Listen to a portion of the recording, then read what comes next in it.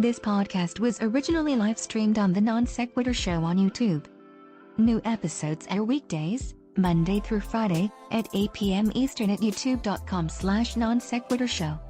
Make sure you never miss a live stream by visiting www.nonsecshow.com/schedule. For the latest news, polls and updates throughout the day, follow us on Twitter at NonSecShow or Facebook.com/NonSecShow. That's NONSEQ show.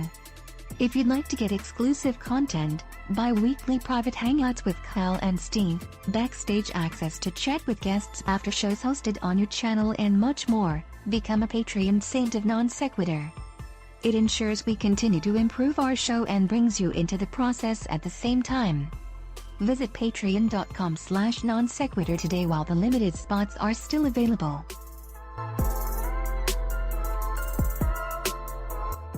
The following podcast is intended for those who believe bold ideas are righteous, unique perspectives are gospel, and strong opinions are sacred.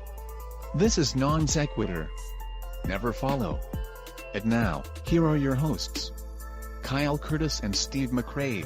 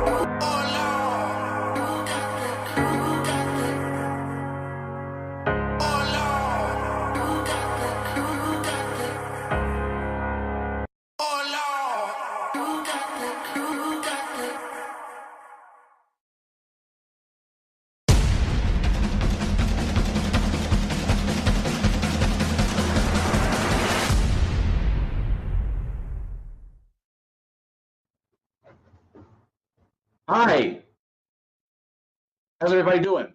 We're here live from Dallas, Texas. I'm here with the one, the only Prophet Zod. Hello. We are sharing a couple beers. Cheers, sir. And Steve. Yeah, I'm sort of here. I'm here in spirit. But I think you're breaking up a little bit, Dave. Is that a stable connection? Oh, do we have them on set feed? Are they on the other side of the planet, or is the Earth flat?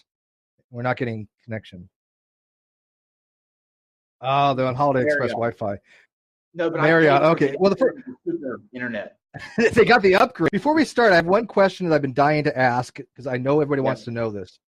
Zod, can you do me a favor? Can you look over to Kyle's crotch and he's wearing pants because this is might be the first time in the history of the show he's actually wearing pants during a live stream. This is true. Yes, indeed. Okay. Okay, good. Hey. Hello. Hi. Hello. We welcome. Oh, hey. Awesome. Yes, look who we have here. Welcome. Yeah, come on in. For real? Yeah, we just started. We have Yeah, anyone can come in. Yeah. we have from Truth Wanted, Objectively Dan. Cosmic Skeptic is coming in. Hi, yeah, come on in. And the film crew is also here. So very cool. So what we're doing, like we're having people come in just to sort of like ask for a question. Cosmic Skeptic can come in. Oh yeah, sure, right now. Yeah. All right. Yeah. I'd recognize that accent anywhere. Hey, Alex. Hey, how's it going, Steve? You all right? So yeah, we are down here at Faithless Forum in Dallas, and we just got through with a meeting for tomorrow, and I think it's going to be awesome. Yeah, it looks like it's going to be great fun. What are you looking forward to the most? I think one of the greatest things is having all of these people all in the same place. Because with a bunch of these people before the speakers and panelists, I mean, but like they're not pixelated, you know, like they're actually here. I can shake their hand and it's crazy, and to have them all kind of mixing and matching on different panels and stuff. That's going to be great fun. Absolutely. What about you?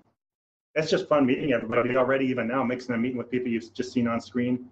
Mm-hmm. And tomorrow, just getting to meet subscribers and everybody's showing up. It's a really good time. So last one was fun. I look forward to this one too. We're as sort of like general about people's height, I guess. And when you come out and you actually meet Dan, a giant. He is indeed. He's like 6 foot tall and 6'5", yeah. 6'5", yeah, 6'5". Oh, this is awesome. This is like a YouTube super stream come live. So yeah, well, what we're going to be doing tomorrow is we are going to be having different panels. They're going to be moderated by various people. Shannon has been dubbed the I'm the conference mom. Yeah, conference mom.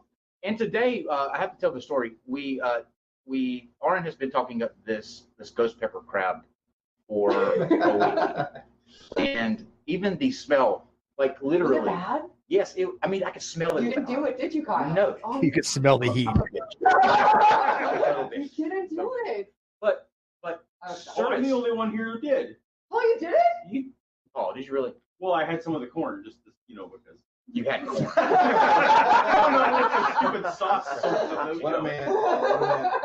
But sir is what's sitting there, dipping it, like dunking it, and eating like there's nothing. No change of face. That's impressive to me. Nothing. I feel like I would have tried it. I don't think he's human. I would try it. I think you got a blessing from Ocean before, and then That is true. Ocean did some of that pagan magic. you did that magic on. That is true. So we were just talking. What are you, Dan, looking forward to the most for tomorrow? Man, I love being here with everybody. You know, like I've been to a couple different. Can we get the camera over here? Yeah.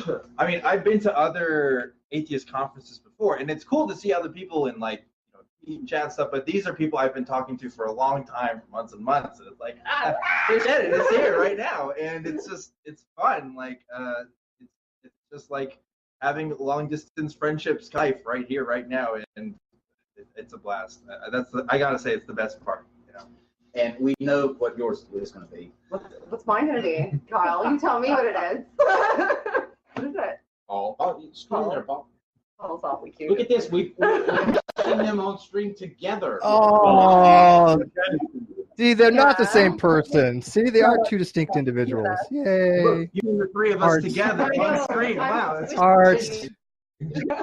Wait, is Steve on here? I know. Yeah, hey, see, I'm actually in the other room here. Can you tell?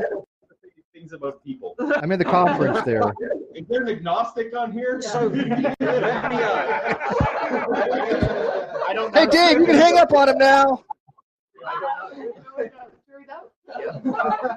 So, you came across from overseas. How was the trip? Right. It was awful. My ear is still blocked, but probably worth it. And I also have exams now and essays due to get back. That's cool. So what was it that was important enough for you to make the trip with all that going on? Like, what is it about this conference? Well, I couldn't make it last year, and that was because I was getting exams to get me into uni. Now I've got exams at uni. It's a slightly different experience. I can kind of speak to my tutors and get them to rearrange things, which they did. I just thought it was unmissable, Absolutely. Just because it's the conference itself, which is great. Like, it's really nice to see so many people coming together and talking about a whole wide range of issues as well. But for me personally, it's just a great opportunity to come here and meet all you guys and hang out and get to know you a bit more personally, because when you do a collaboration or something, oftentimes you'll like share a video you've spoken on Twitter and you DM, and you feel like you know people, but not that well. After you've hung out a few times, it's so much easier to collaborate, to like cross-reference each other, to kind of start doing events together and things like Steve, Rationality Rules, because he's in London and I know him personally, and we sort of meet up in person quite a bit. He's like my go-to guy. We talk all the time about videos and ideas, and we bump them off each other and things like that. And it's just because we're able to do it kind of in person. We can like actually hang out. I just wanted to get that experience with all the kind of, because it's very American based, this group of people. You and Rationality Rules too in that garden. That's a beautiful place out there. Yeah. Well, that was mainly out of necessity, you know, because I didn't have the space to record anything new. But I've got a new space now, like a podcast studio. I got an episode with him coming out soon, actually. Very cool. So lots more long-form conversations in the work. I just recorded an episode with Matt today. Spoke to him for like 2 hours about animal ethics. That's what I was going to ask you about, because recently you became a vegan, correct? That's right. Yeah. How is that going? It's going wonderfully. I can look at myself in the mirror again. Okay, so when you decided to do that, what was it about the argument of, because I feel the same way sort of, where it's kind of hypocritical of me because I too I see the treatment of animals, yet I can't break away from eating meat. How did you make that sort of transition, and was it hard? It's actually far easier than I thought it would be. I'll tell you what it was. Like the ethical argument for me is impenetrable, but I think you do need something of an emotional motivation to actually get yourself to practically do it. And the thing for me, I wish I'd have known that my last Mighty Bucket from KFC was going to be my last Mighty Bucket. I would have enjoyed it so much. That's deep. I didn't make a decision like this is going to be my last meal and I'm going to go vegan. What happened was I was on my way into town, and I was going to go to Costa, get a bacon bap, like a sausage bap and a latte and write a speech. And on my way in, I'm on the bus, and it sounds strange, but this cat trying to cross the road, right?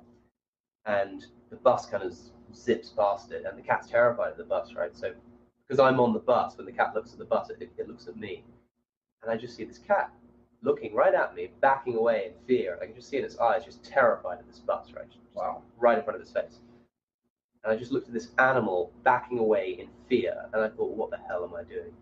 Wow. And that morning, instead of going and getting that sausage bap from Costa, I just went and had a vegan breakfast instead. And then I was like, well, I may eat lunch too and see if I can keep this up. And I haven't touched any animal products since. Wow. And the thing is, that kind of emotional came out of nowhere for me. The reason that was able to work was because as soon as I was kind of on that track, I'd already been convinced by the ethical argument for God knows how long. Sure. And so it was so easy to then stay on that track.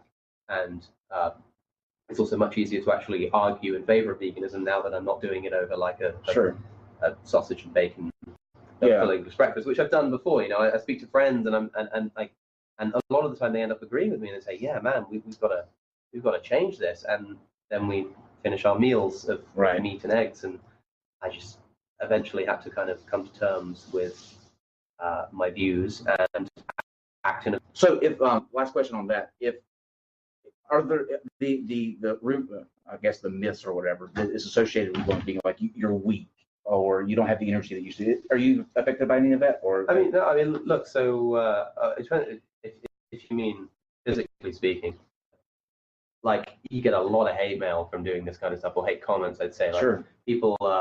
This guy made a response to me. These kind of people from this kind of meat-eating community that's cropped up out of nowhere, and I mean that these odd they tend to be really, really odd videos they make. This guy talking nonsense, really, and the commenters are all saying things like, "He already looks like a vegan." He's like, if anybody's gonna, and the craziest thing, right, with like nutrition, and people are like, "You're gonna get weak. You're not gonna be able to sustain yourself." And I thought, look, I have never in my entire life had somebody say, "Hey, man, are you getting enough iron?" But as soon as you stop eating animal products, everybody cares about your nutrition. Like, are you getting enough protein? Are you getting enough B12? Like, as if I was worrying about that anyway. Sure. You know, not a chance. And it's way easier than you think. People worry about protein. You don't actually need that much protein. What you want to worry about is like the micronutrients that you need less of, but all the different ones. And